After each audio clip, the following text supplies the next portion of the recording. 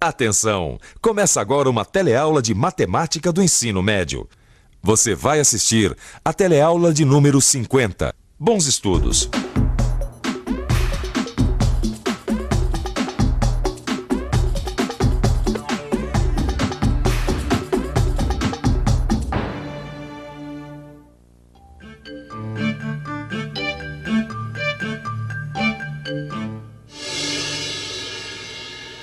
Olá, você se lembra da nossa última teleaula?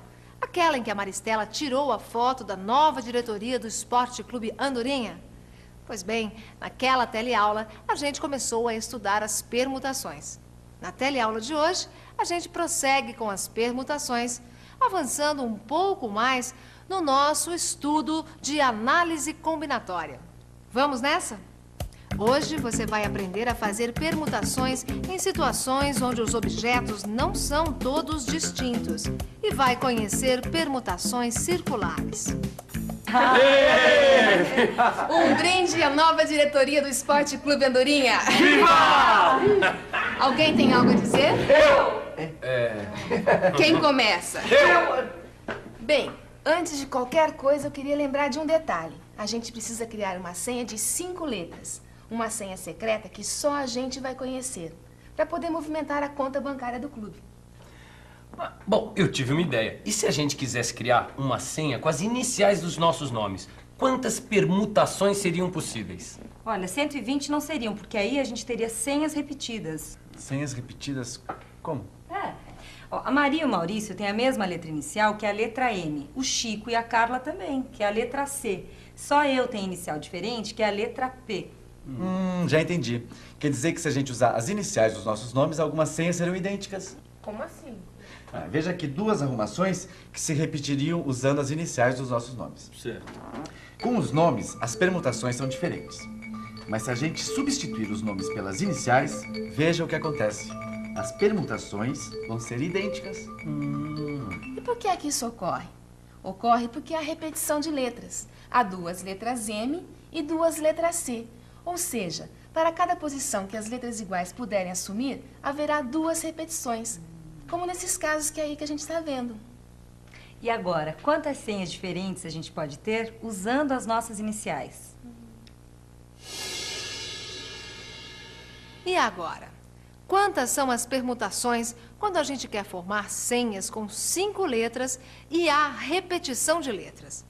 Na teleaula passada, você viu que os 5 integrantes do Esporte Clube Andorinha podiam se arrumar de 120 maneiras diferentes para fazer a foto. Mas que cálculos devem ser feitos para saber quantas senhas podemos criar com as 5 iniciais? Vamos pensar um pouco? Vamos pensar um pouco. Na teleaula passada, a gente viu que os 5 poderiam se arrumar de 120 maneiras diferentes. Agora, com as senhas, o cálculo muda.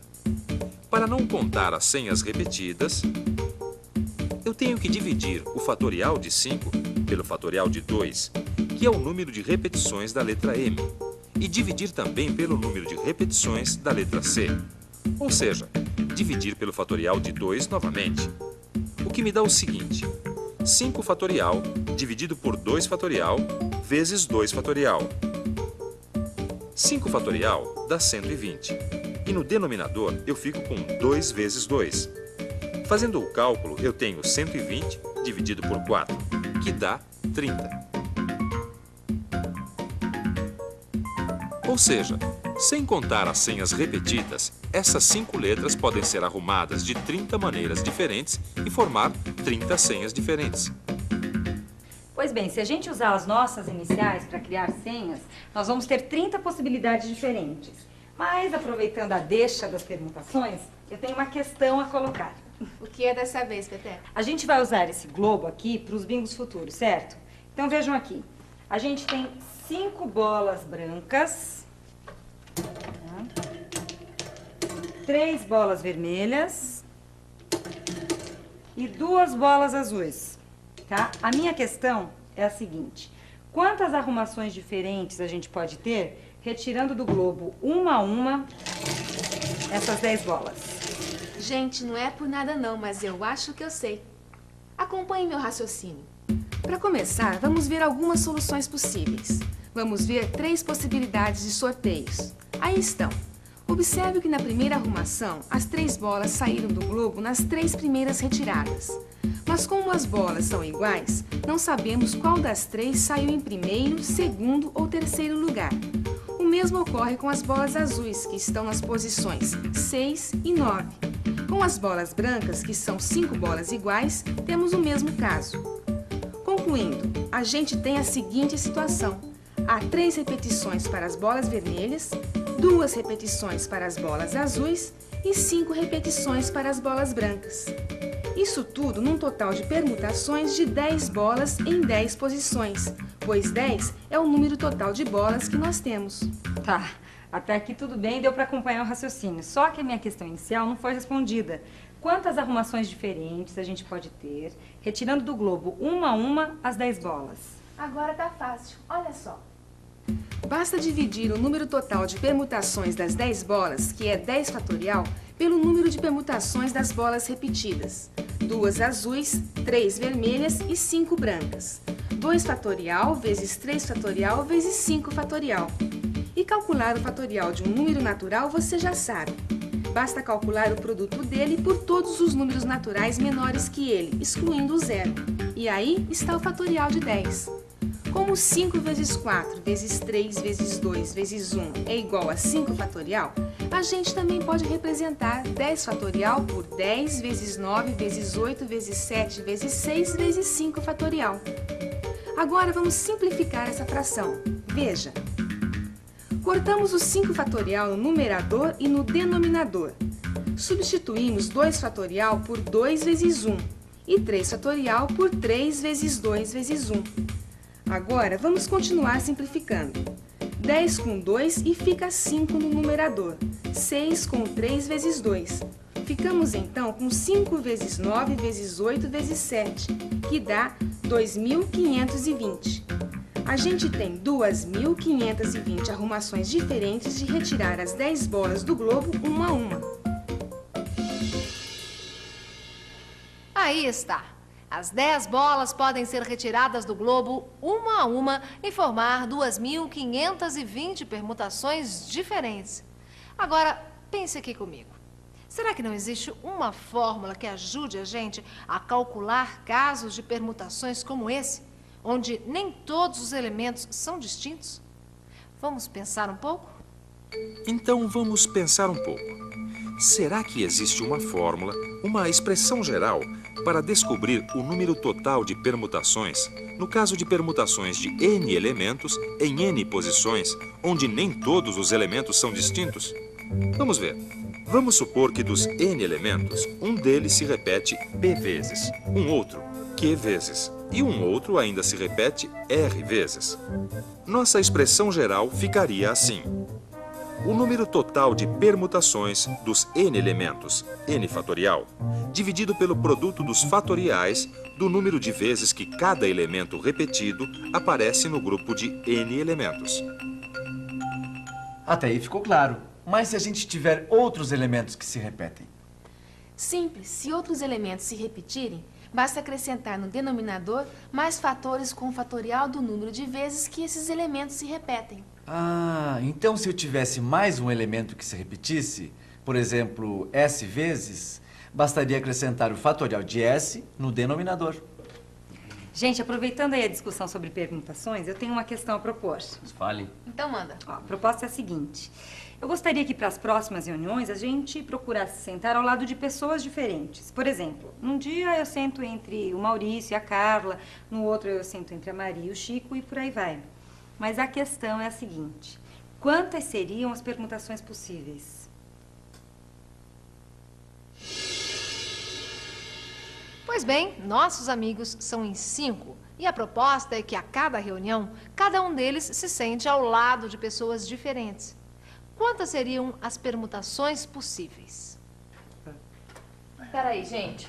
Mas essa conta a gente já fez. Vocês não lembram da história da foto? A gente pode se arrumar de 120 maneiras diferentes. Mas aí que está, na arrumação para a foto a gente estava em fila. E aqui não, a gente está em círculo. Ué, mas não é a mesma coisa? Claro que não.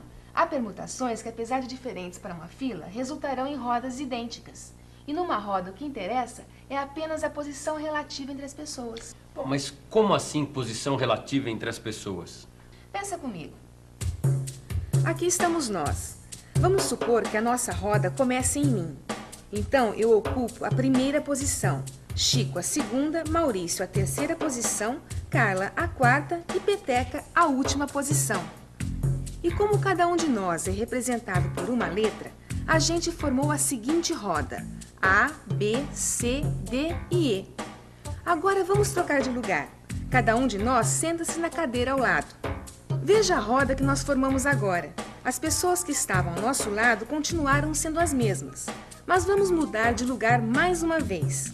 Aí está a nossa nova formação. Mas vamos rodar mais uma vez? Vejam. E por último, trocamos de lugar ainda mais uma vez. E chegamos a essa disposição. Mas olha só que curioso o que aconteceu.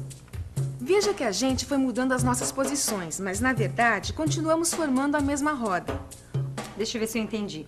Quer dizer que para cada arrumação que a gente fizer de nós 5 aqui na mesa, a gente pode rodar essa arrumação 5 vezes? Matou a charada, Peteca. Tá, tudo bem. Só que a minha pergunta inicial, como é que fica? Não foi respondida. De quantas maneiras a gente pode se sentar ao lado de pessoas diferentes nas reuniões? Agora tá fácil. Veja. Para o total de permutações simples que fizermos, estaremos contando 5 permutações que em círculos são iguais. Então temos que dividir o total de permutações 5 fatorial, que é igual a 120, por 5. Portanto, o nosso número será 24. Ou seja, nossos 5 amigos podem se sentar à mesa durante as reuniões de 24 maneiras diferentes. Mas será que ficou claro essa história de permutações circulares? Você entendeu isso direito? Para não ficar nenhuma dúvida, vamos ver mais um exemplo. Se a gente tiver 3 crianças em roda, em quantas rodas diferentes elas podem se arrumar? Vamos pensar um pouco? Essas são 6 possibilidades dessas 3 crianças ficarem em roda. Mas o que eu quero saber é quantas rodas diferentes elas podem formar. Para isso, eu pego o número de permutações simples possíveis, que é 3 fatorial, e divido por 3. Aí está, há apenas 2 rodas diferentes dentre as 6. E se a roda fosse formada por 8 crianças? Quantas seriam as possibilidades de rodas diferentes? Veja como é simples. Basta pegar o número de permutações simples possíveis, que é 8 fatorial, e dividir por 8. Aí está. As 8 crianças podem formar 5.040 rodas diferentes. Concluindo, eu posso dizer o seguinte: que a expressão geral para o número de permutações circulares possíveis é assim. O fatorial de n sobre n é igual a n vezes o fatorial de n menos 1 sobre n, que é igual ao fatorial de n menos 1. E atenção, se liga aí, que é a hora da revisão. Na teleaula de hoje, você aprendeu a fazer permutações em situações onde os objetos não são todos distintos. Viu também como se simplifica fatoriais. Por fim, conheceu as permutações circulares e a expressão geral para o número de permutações circulares possíveis. Bem, depois desta teleaula, podemos ter certeza que você não vai ter problemas com permutações. Mas não deixe seu aprendizado parar por aqui. Leia o livro, faça os exercícios, pois em matemática só aprende quem pratica. Até a próxima!